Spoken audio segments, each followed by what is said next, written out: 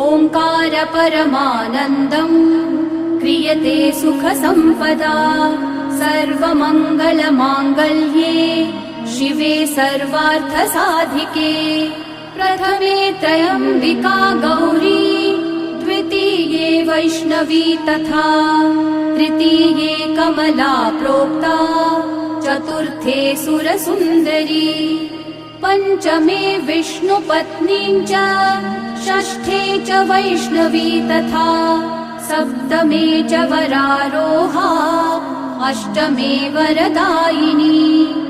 नवमे खड्गत्रिशूला दशमे देवदेवता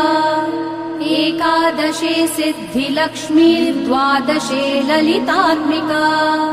एतत् स्तोत्रम् पठन्तस्त्वाम् स्तुवन्ति भुवि मानवाः